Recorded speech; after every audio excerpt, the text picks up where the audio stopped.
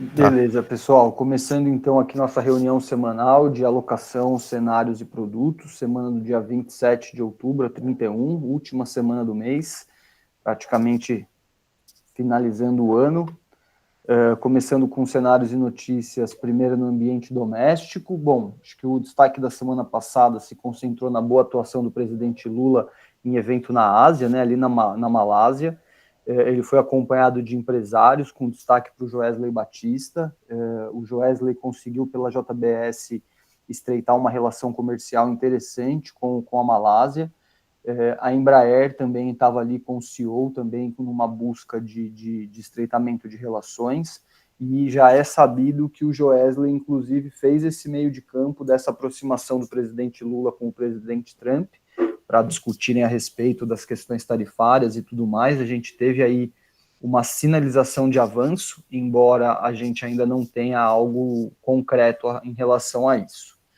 Bom, em relação a destaques, a agenda econômica da semana, hoje saiu confiança do consumidor pela GV, acima da expectativa, pelo segundo mês consecutivo, a confiança subindo para 88,5, que é um índice considerado alto, hoje também refletindo aí o bom momento do atual presidente Lula nessa corrida eleitoral para o ano que vem.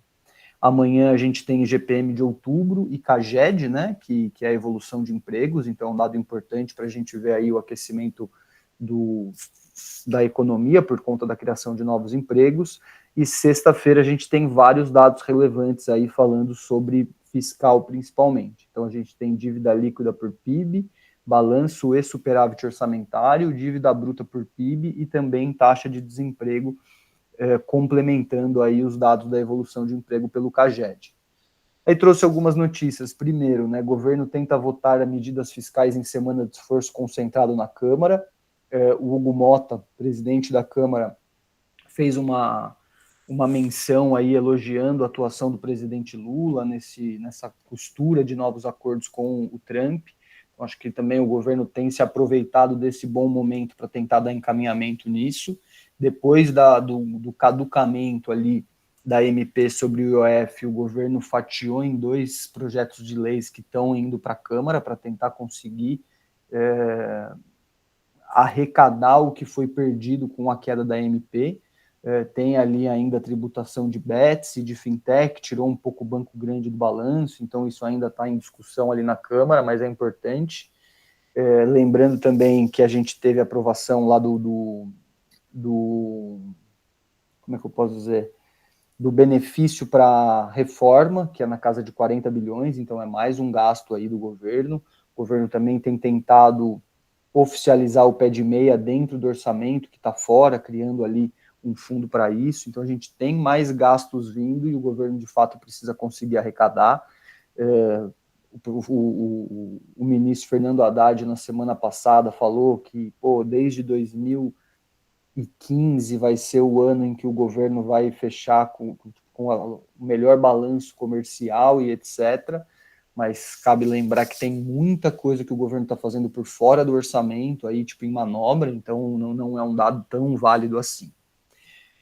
Aí trouxe a IPCA 15, né, que saiu na semana passada, vindo em 0,18%, vindo bem abaixo da expectativa, aí trazendo que a alimentação em domicílio fez subir menos do que o esperado, principalmente puxado pela deflação nas carnes, né, a gente vinha falando sobre isso, que era nítido a queda nos preços das carnes. Também tem aí umas questões com coisas mais sazonais, com promoções no setor de varejo e etc.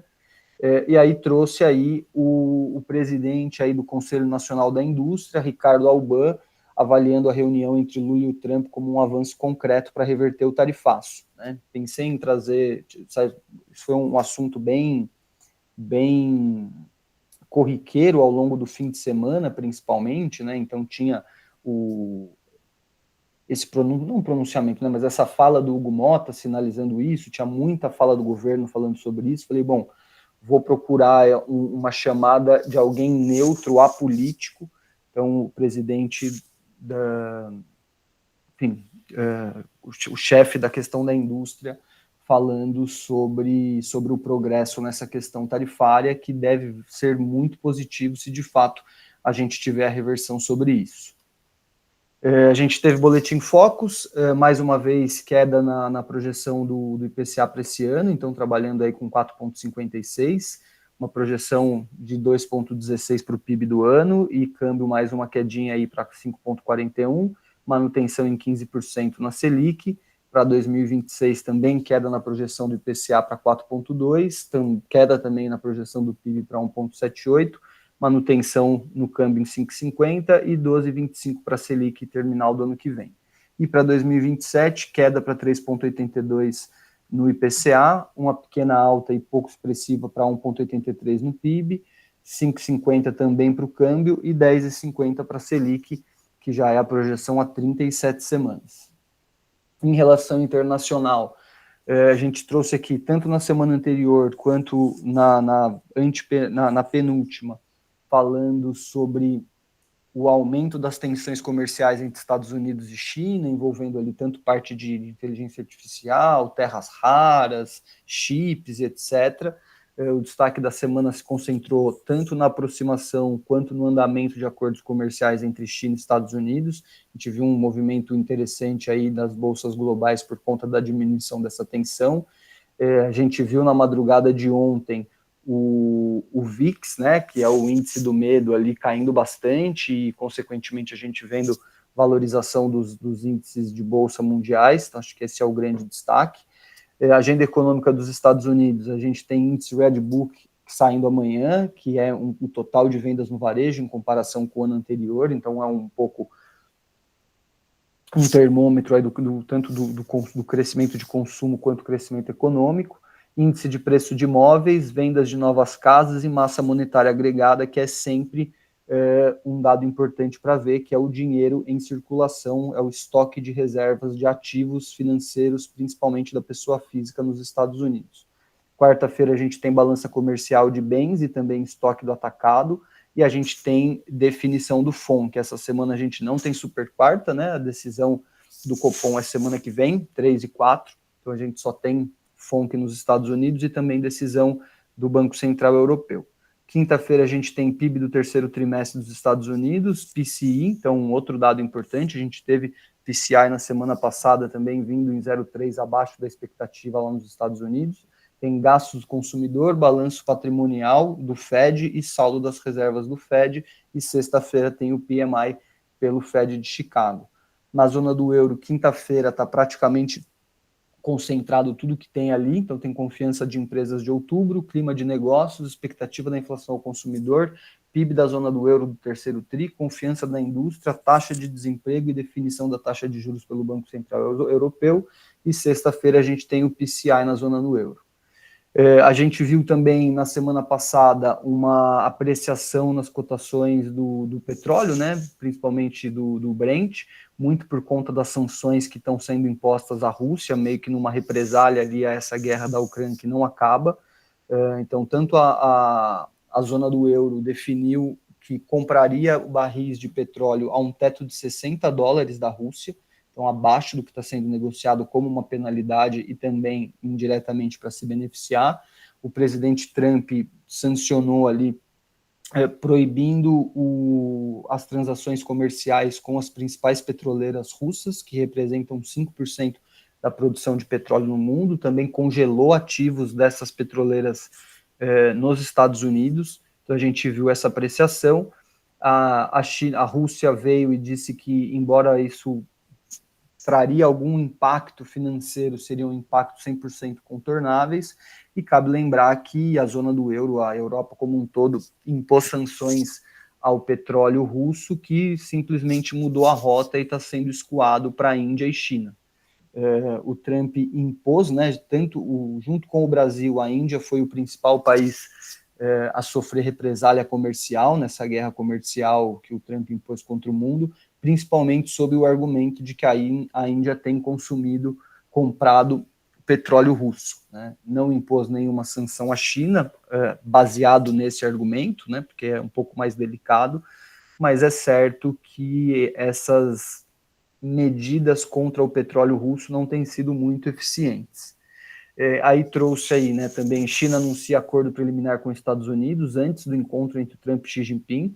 Eles falaram que esses acordos tratam tanto a questão da guerra tarifária como cooperação antidrogas, né, já que boa parte do metafil que é utilizado como base para a produção de drogas é produzido na China e exportado para o mundo, e também nas terras raras, que é algo que já tem girado nos noticiários há um tempo.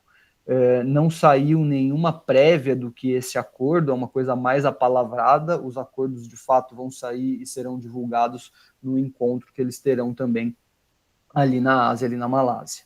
E aí, como uma notícia negativa, né, para a gente essa reaproximação.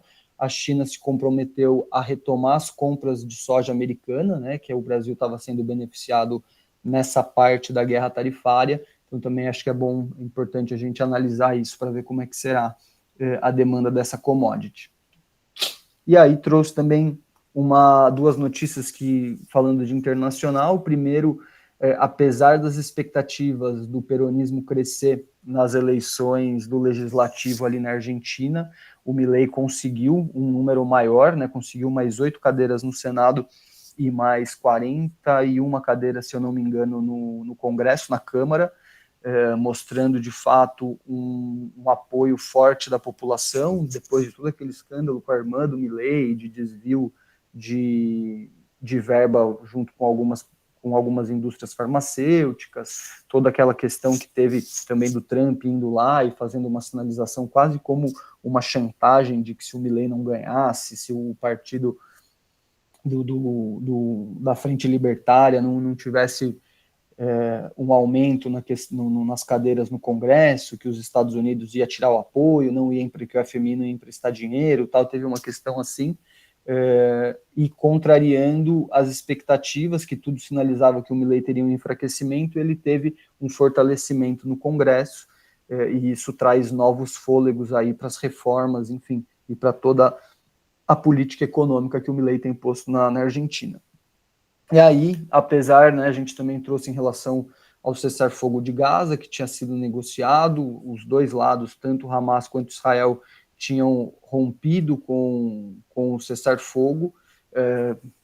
Tem um grupo intermediando essa discussão, ali Catar, Egito, Estados Unidos, e estão iniciando aí os próximos passos da segunda etapa, que de fato seria um exército norte-americano. Os Estados Unidos já colocou ali à disposição mais de 200 soldados para fazer essa transição.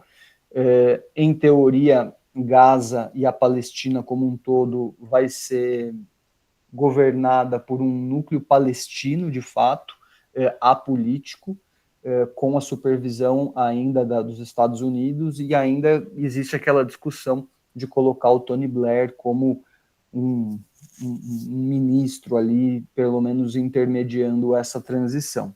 Então, aos trancos e barrancos, o cessar-fogo, pelo menos as negociações teóricas de como eles devem ser, tem caminhado. Bom, aqui os nossos dados de inflação, não vou bater neles ainda, porque são os dados de setembro, conforme saiam os dados de outubro a gente atualiza.